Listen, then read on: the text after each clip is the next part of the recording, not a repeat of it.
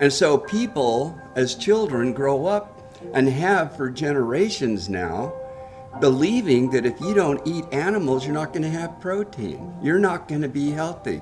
And so they get addicted to all of those tastes and the emotions of a lot of people don't even feel like they've eaten unless they have an animal.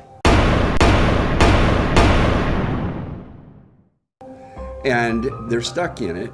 Then the pharmacia in the 1800s, they knew if they funded religions and built medical schools for them and all of these different things and give scholarships to the young children that belong to that church, they'll grow up believing that it's science and that this is real.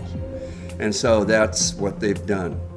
They've done it for every major religion, and it flips. And people fall for all of that. Then they realized during the industrial period, as it was coming together and they were owning it and funding it, they needed babysitters. And so they created public school. Public school is a babysitting service. And they convinced everybody, you have to have an education. And they've barked it, and yet the most creative geniuses on this earth have always dropped out of school. They finally just quit and get out when they're allowed, when they can. Some have even had to run away just to get away from it.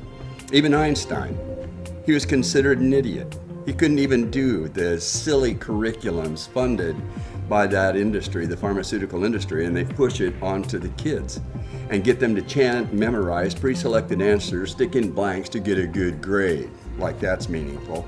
And so there they are being forced to learn stuff that 80% of them, because this has been studied and published in their own educational investigations, 80% of young children who are natural born creative geniuses, they're scholars.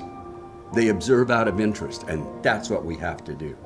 Academics means trivia. And so 80% of the kids within 3 to 4 years of public school lose their creative imaginations. They can even lose their self-esteem, their confidence, and they feel lost. And then they wonder what they're going to do in their life. And it's crazy. But that's how, in those public schools, they've taken from the people what you should eat and how it is that you stay healthy. It's been taken.